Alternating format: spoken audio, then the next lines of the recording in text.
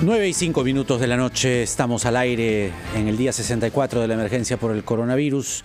Soy Jaime Chincha y estamos aquí en RPP Noticias, en las plataformas de radio, televisión y web. Muy bien, vamos con lo anunciado. Estamos a muy poco, la verdad, de llegar a los 100.000 contagios. Y la pregunta latente hoy es si las medidas que se han adoptado en esta emergencia han sido las correctas.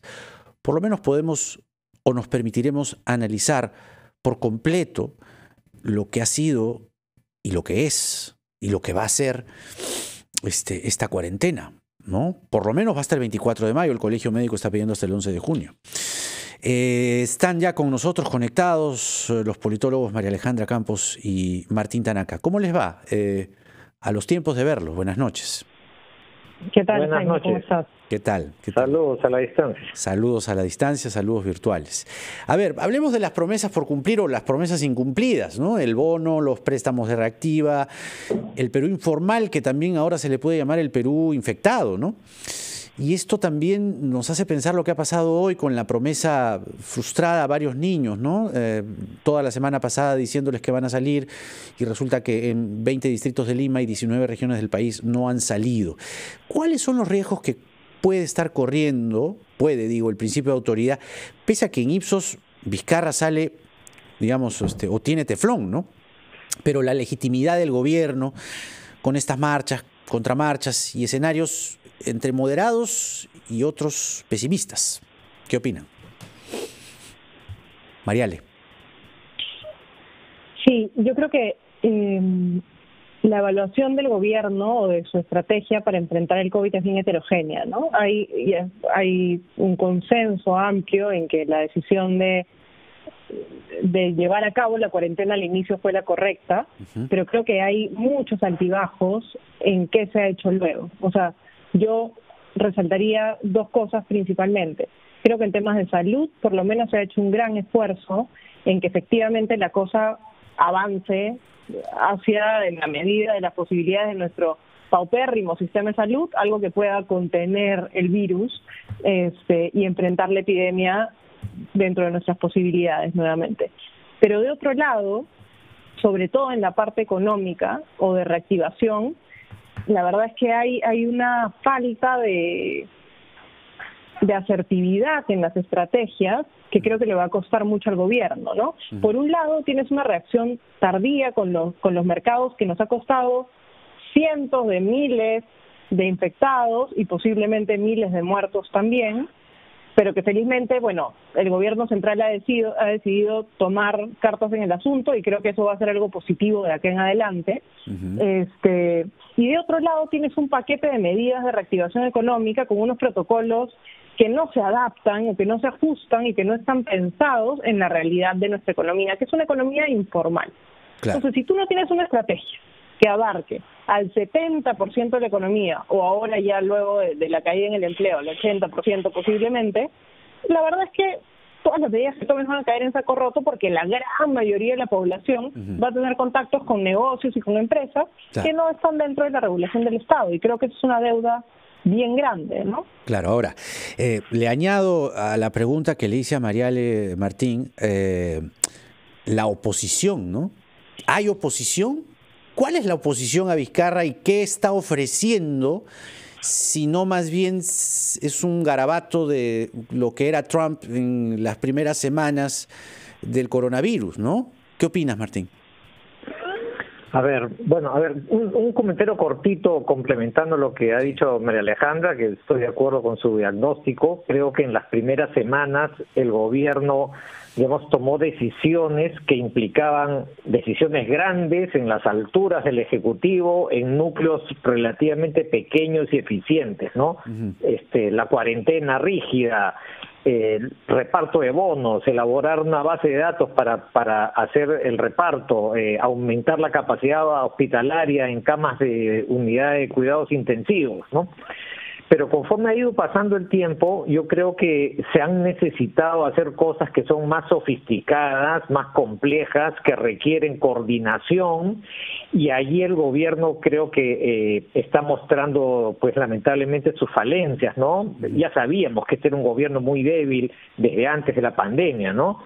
Entonces, cuando se ha tratado de coordinar con el sector privado, cuando se ha tratado de coordinar con municipios, con gobiernos regionales, allí han empezado a hacerse, digamos, más notorios los problemas, ¿no? Sí. Y entonces hemos llegado en el último tiempo a una situación en donde, claro, hay tensiones, hay alas, hay visiones discrepantes sobre cómo enfocar el asunto, y por eso es que ocurren estas marchas y contramarchas, ¿no? Y en medio de todo esto, yo diría pues que el Parlamento está tratando de encontrar su lugar en todo esto, ¿no? Porque ellos están relativamente descolocados. Sí.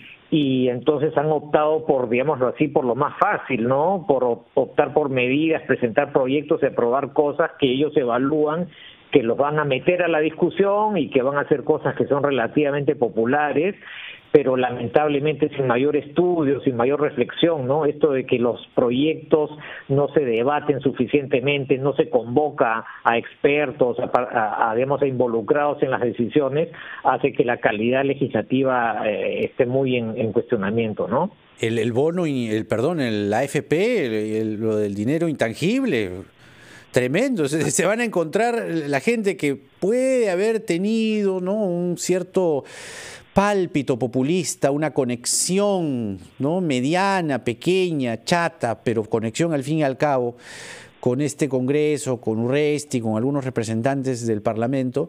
Cuando vayan a la cuenta y vean que le tocó la deuda, le mocharon lo que debía del mes pasado, los impuestos, se van a ir contra el Congreso. Mariale, ¿tú qué piensas?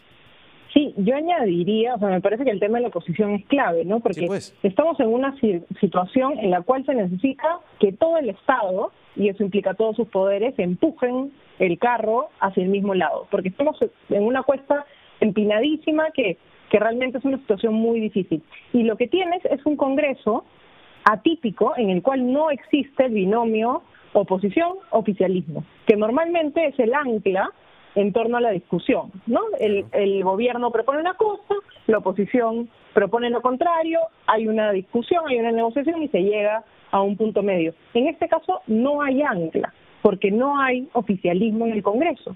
Entonces sí es un Congreso que tiene una agenda absolutamente independiente y básicamente es un barco a la deriva buscando correr las olas de la popularidad que se encuentra en el camino.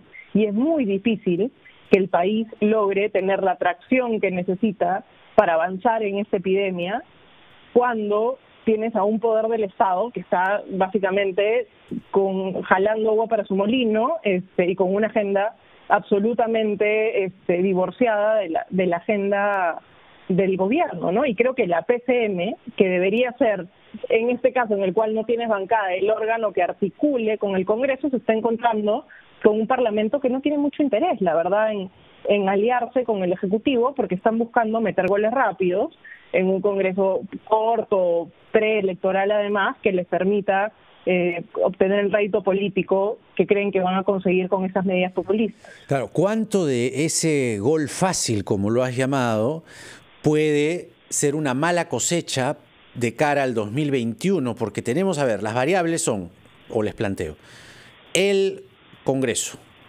primero el gobierno, ¿no? Y fundamentalmente Martín Vizcarra. Y cuando les decía lo de Vizcarra y el efecto teflón, está en una de las preguntas de Ipsos, percepción sobre responsables de los contagios en mercados. Dice, ¿no?, algunos comerciantes que no cumplen con los protocolos de cuidado de la salud, 46%. Municipalidades que no supieron ordenar los mercados en sus distritos, 42%. El gobierno central no dio las normas, 9%. O sea, no hay una afectación en lo político directa hacia Vizcarra. Entonces les decía, las variables, el Congreso, Vizcarra y el futuro inmediato, y el tiempo que corre rápido, es decir, ¿cuánto tiempo tiene Vizcarra como para sortear la ola? Sí, a ver, yo creo que, digamos, si bien todavía no se ve afectación, digamos, sobre la popularidad del presidente, si las cosas siguen así, yo creo que en las próximas semanas y meses va a empezar a verse, ¿no? En este momento estamos en un momento muy, muy importante porque pronto sabremos si es que efectivamente estamos en la famosa meseta y en la etapa en la que empieza a declinar la tasa de contagios, o si es que esto todavía va a seguir empeorando y la estabilización que todos quisiéramos que ocurra no se da, ¿no? Vizcarra y Ceballos ya dijeron, estamos en la meseta. No es que vamos a ver, creo. No, han dicho estamos. Y vamos a salir en las próximas semanas. Entonces se han jugado la palabra. Sí, claro, se la han jugado, pero al mismo tiempo ya empezamos a ver que la capacidad hospitalaria está realmente al límite, ¿no? Y entonces, ojalá pues que el gobierno tenga razón y efectivamente ya lo peor haya pasado, ¿no? Pero lo preocupante es que lamentablemente esto podría no ser así y entonces esas afirmaciones del gobierno pueden convertirse en un boomerang, ¿no? Entonces yo creo que en este momento el gobierno está como tratando de convencerse, digamos, de que su estrategia está bien e insistir en ella, pero yo creo que también convendría que piensen en qué más hay que hacer y qué diferente hay que hacer si es que la estrategia seguida hasta el momento no camina, ¿no? Claro. Y eso implica efectivamente trabajar en transporte, trabajar en reactivación, trabajar en mercados, una serie de cosas en las que hasta ahora se ha hecho poco, ¿no? Claro. Cuando hice la cita a Vizcarra y a Ceballos, María le puso cara de escepticismo con una cierta sonrisa. Esa expresión, María, le te pido traducirla luego de la pausa, son las 9:16. Regresamos, estamos mirando la emergencia desde lo político, desde el gobierno, de lo que se está jugando el gobierno, porque el gobierno ya se la jugó, dijo, estamos en la meseta. Entonces, ¿cuánto tiempo tiene? ¿Cuánto oxígeno, literalmente hablando, tiene el gobierno en estas semanas que vienen? Regresamos.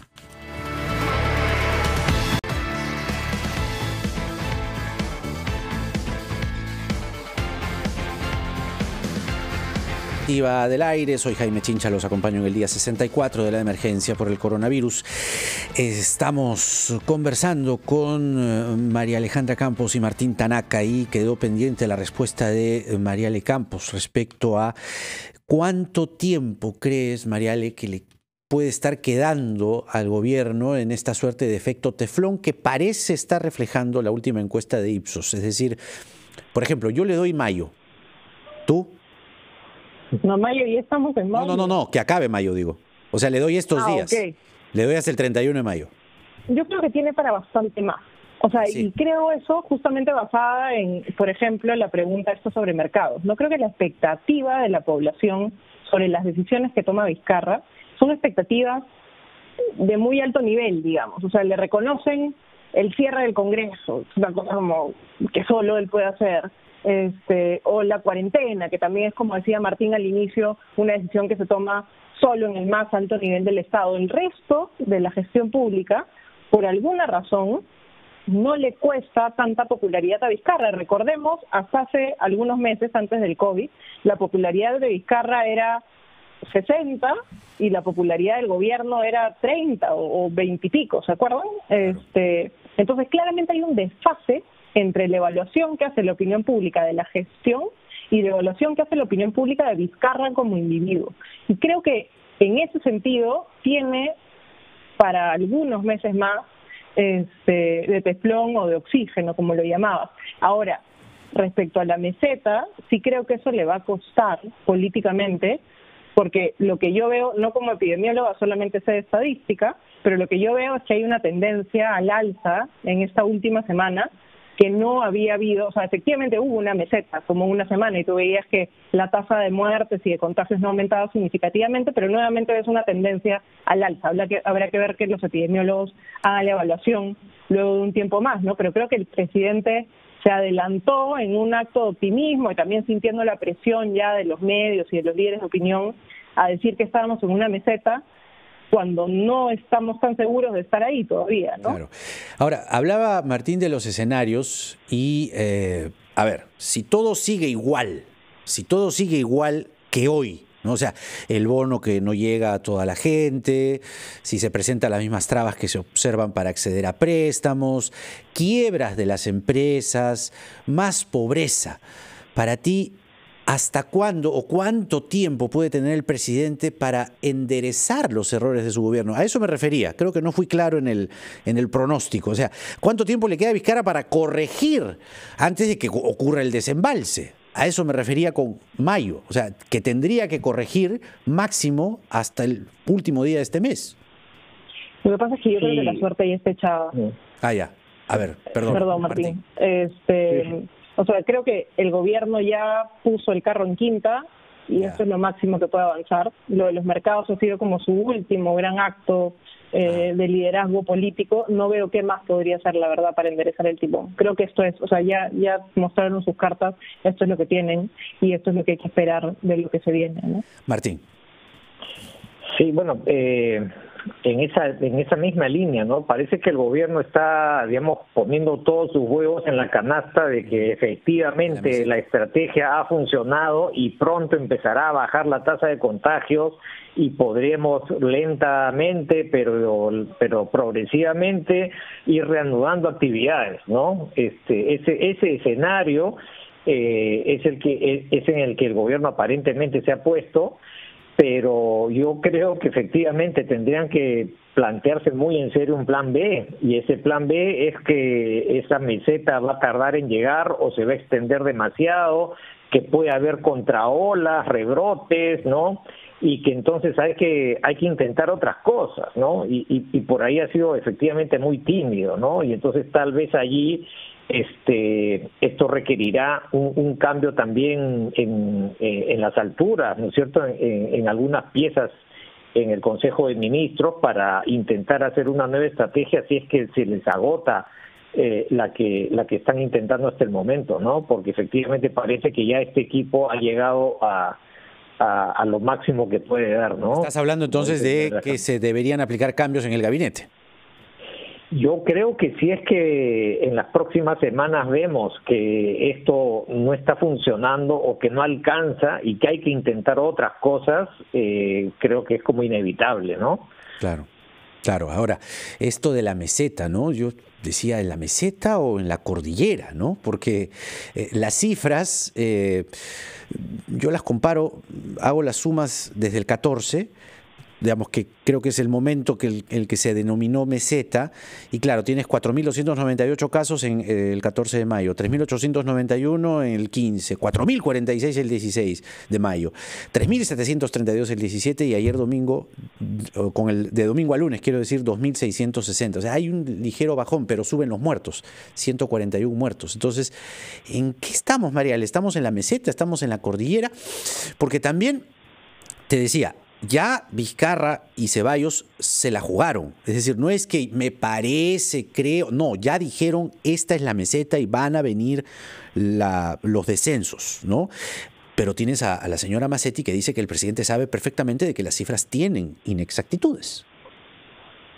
Sí, y tienes también a Pilar Macetti y al ministro de Salud diciendo, ojo, que esta epidemia es heterogénea en el país, sí. Entonces puede ser que Lima empiece a bajar, pero si Lima baja y sube Lambayeque, sube Pucallpa, sube Loreto y suben las regiones, la tendencia va a seguir al alza. O sea, para que tú tengas una meseta, lo que tiene que ocurrir es que la tasa vaya bajando, o sea, el porcentaje de aumento diario baje día a día. Entonces, el crecimiento cada vez es más plano y eventualmente pasas a una tasa negativa y empieza a caer. Lo que tú tuviste desde el 14, como bien decías, es un cambio entre un promedio de 10% diario de crecimiento en muertes, al menos que es lo que tengo registrado, y bajó a un promedio de 5% diario, o sea, se ralentizó a la mitad del ritmo. Pero después de eso, no ha seguido bajando. Se ha mantenido la tasa de crecimiento diario de muertes. Entonces, lo que sigues teniendo es la misma línea que sube y sigue subiendo, y no parece haber ninguna muestra de que esto va a parar. Y la verdad es que la situación en regiones es tremendo, ustedes lo reportan todos los días. Sí. Y el sistema de salud es mucho más precario, las redes... Creo que estamos viendo lo que nos decían hace algunas semanas, se viene lo peor. Creo que estamos viendo eso, ¿no? O sea, estamos en eso que decían, se viene lo peor. Claro, estás viendo un escenario apocalíptico en el que los muertos están tirados en el piso y el paciente está al costado del muerto en el estacionamiento, ¿no? O sea, es una situación sumamente complicada. Claro. Martín. Es que sí, digamos que lo que pasa es que hasta este momento no habíamos llegado tan netamente a esa situación del límite de la capacidad de atención hospitalaria, ¿no? Entonces, claro, mientras tienes capacidad de atención, puedes tratar a quienes internas y puedes salvar a varios, ¿no? Pero las tasas de fallecimiento se disparan cuando tu sistema colapsa y entonces ya la gente llega y no la puedes atender, ¿no es cierto? Y lamentablemente, como dice Mariale, en algunos lugares ya está empezando a ocurrir eso, ¿no? Entonces, pero digamos, el tema es que la estrategia del gobierno ha estado centrada en la parte médica, por ejemplo, en aumentar el número de camas con unidades de cuidados intensivos, ¿no? Pero, digamos, pero en las etapas iniciales de la cadena, que es prevenir los contagios, lo único que ha dicho es usa mascarilla, lávate las manos y mantén la distancia, ¿no? Y yo creo que claramente eso es insuficiente a estas alturas, ¿no? Porque para empezar, no todos pueden conseguir mascarillas adecuadas, no todos tienen agua ni alcohol en gel para lavarse las manos, ¿no? Y entonces proveer de esos insumos, organizar la circulación para que la tasa de contagios baje también, ahí no se ve lo mismo, la misma iniciativa, ¿no? Poco a poco se va a restablecer la actividad económica y están diciéndole a los transportistas que tienen que reducir su aforo, pero uno no ve iniciativas para que aumenten las unidades. Claro. Y tampoco uno ve iniciativas para que los transportistas digan, oye, yo el dinero que voy a dejar de ganar por no llenar el microbús, ¿cómo lo gano? Claro. Entonces, porque gasta el mismo combustible. Así es, claro. Entonces tiene que haber iniciativas en ese tipo de terrenos también, ¿no? Ahora, ha sido muy triste para mí, por lo menos para muchos, lo que pasó esta mañana con los niños, ¿no? Porque son niños. En 20 distritos de Lima, 19 regiones del país, se les dijo hoy a las 7 de la mañana a sus papás, no van a salir. Triste por un lado, te demuestra que, se avanza sobre la marcha, ¿no? Y da una impresión de improvisación, pero tratando de encontrarle el lado positivo también, decía, me acordé de la universidad, como cuando te dan las fijas, el profesor te está dando las fijas y te dice, oye, no te olvides de estas. ¿Por qué? Porque te está diciendo que esas son las regiones y los distritos donde hay alto contagio y te pueden estar diciendo, oye, acá vienen las cuarentenas focalizadas. ¿O no, Mariale? Sí, o sea, creo que es un indicador de que el gobierno, faltan pocos días, 6 días, para que en principio termine ya la tercera o cuarta ampliación de la cuarentena, ya perdí la cuenta, y en teoría tú deberías ya a una semana de distancia poder soltar a los niños porque la cosa ya está más o menos controlada. Que hayan sacado un comunicado hoy en la mañana pinchándole el globo a la mitad de los niños del país diciéndoles que no pueden salir, creo que es claramente un indicador de que ellos mismos no creen que el asunto esté controlado. Y de hecho en la encuesta de Ipsos que citabas hoy, también hay una pregunta sobre qué tan de acuerdo estarían con ampliar la cuarentena. Y el 90% de la gente responde que estaría de acuerdo con ampliar la cuarentena, bien sea en todo el país o en algunas regiones.